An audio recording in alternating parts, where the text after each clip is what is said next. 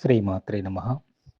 శ్రీ విద్యోపాసన క్రమంలో సాధకులకు ప్రథమంగా మహాగణపతి, కాలభైరవ, వారాహి, బాల, చండీ నవాక్షరి, రాజశ్యామల, శ్రీ గురు పాదుక, ఆ తదుపరి శ్రీ విద్యా పంచదశి, అందులో సిద్ధి పొందితే షోడశి మంత్రదీక్ష ఇవ్వబడుతుంది.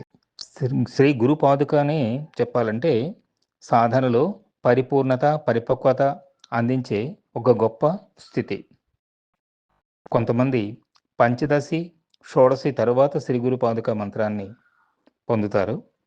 షోడశి శ్రీ గురు పాదుక ఇదే పూర్ణ విద్య. శ్రీమాత్రే నమః.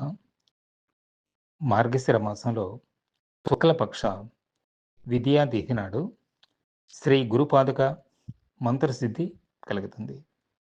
శ్రీ విద్యోపాసన క్రమంలో ఎవరైతే మహాగణపతి, కాలభైరవ, వారాహి, బాల, చండీ నవాక్షరి, రాజశ్యామల, పంచదశి, షోడశి శ్రీ గురుపాదుక మంత్రదీక్ష తీసుకుంటారో వాళ్ళు అత్యంత భక్తి శ్రద్ధలతో ఈరోజు గురుపాదుక మంత్రాన్ని జపిస్తే మంత్రసిద్ధి, జీవితంలో పరిపూర్ణత, శ్రీ విద్యా పూర్ణత్వము లభిస్తుంది.